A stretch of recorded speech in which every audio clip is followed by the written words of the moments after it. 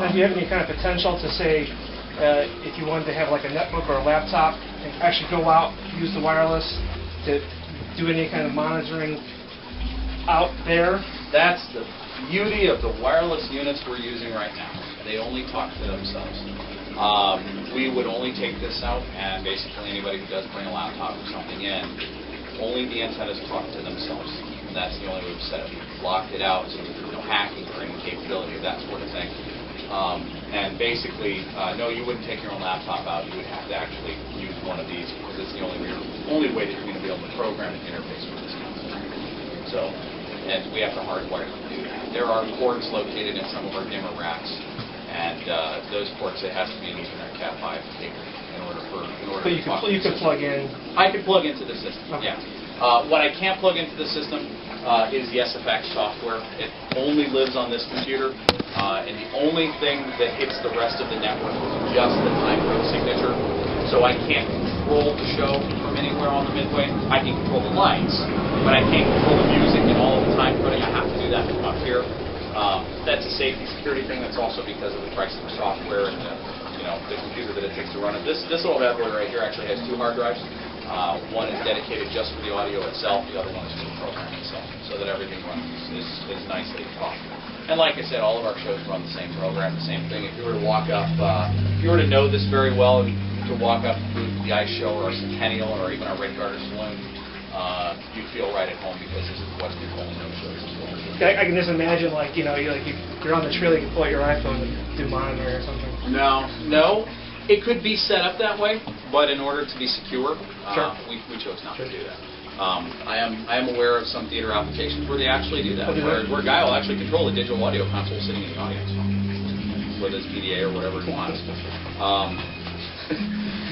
Sounds unsecure for me. I like that. I like hardware. I mean, if I could have 1,000 people out there just flipping switches, it seems to be sometimes more reliable than the computer. But that's just me.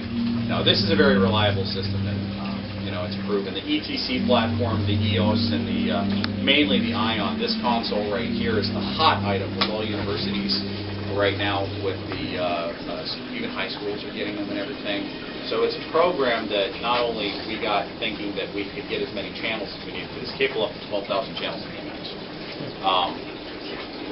Can't even ring a doorbell.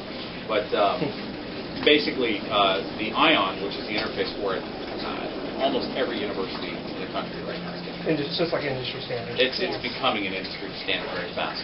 A lot of our theaters were based in the Whole Hog platform for a long time. They stopped making the Whole Hog 2. The Hog 3 was riddled with some problems, and so it didn't really catch on. So we're facing the end of its lifespan. I have a feeling the Ice Show will go to one of these next year because the other Cedar Fair parks are starting to go to those. And one of the other neat things is, with our Ice Show, and the same design team designing the same show, if we're running, say, Skippy Summer Vacation is very close to Endless Summer, which is running at Kings Island. It's a very close show. The designer can actually take the disc from that show with a lot of paperwork and planning, but with the right planning and paperwork, can actually take it, put the disc in at another park, and the show should run.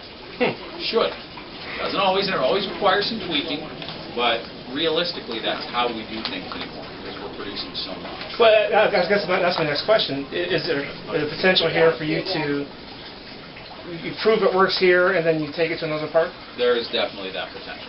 There is definitely that potential. And theoretically, you can take everything programming-wise from this, and as long as it's designed exactly the same way at another park, maybe not, the tree's not the same, but as long as the outlet grouping is the same, that's controlled and their plan is the same, we could theoretically take the programming here, dump it into the program at the other park.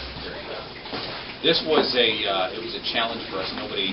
Yes, you have the Toledo Zoo doing certain things. Yes, you have Disney that does certain things that are sort of like this. But in the Cedar Fair chain, this is the first time we've ever attempted anything like it. It was a learning curve. There were a lot of changes and mistakes and things that we made. We said, oh, we got to go back and do this again. Glad we did it. We learned a lot. And the execution was pretty solid given the time frame. Yeah, it was down to the wire. As of the night before we officially opened, I still had to listen to electrical outlets that didn't have any outlets in it, and bare wire running out. And by that Friday night, we were 5 minutes early, and everything's patched. That in itself was a feat, just that 24-hour period. But basically, the whole process, it timed felt like that. Plus, you know, you've got other shows in rehearsal and everything else that's going on too. So this isn't the only game in town. You know, we're it's 9:52. About 25 minutes ago, Centennial's preview went down. Centennial just opened tonight. It'll go to the public tomorrow. So I was in rehearsals, literally running. I think I ran by you guys. You were kind of waiting there for marketing reps to come up. I was booking from Centennial from rehearsal to get up here, making sure everything was right. Okay, we're ready to go. Good. Okay, and now we're on. So. Is Dorney's Ice Show basically a copy of this one? I mean, technically at least? No, Dorney is getting Snoopy Rocks, which was the first ice show we did. That's the show that they're doing this year. Right.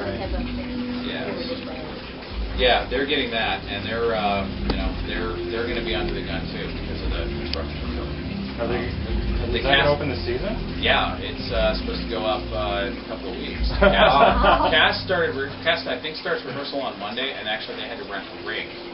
I was going to say, I don't think that building has a roof. It does now. Yes. Oh, okay. Seats, I don't think so yet. Yeah, they had to rent a ring for the first 2 weeks of rehearsal. It's very tight. Oops. Very I have tight. a question about the program. Sure. I know you've done a lot. I was just watching it. We've already started over. We just started the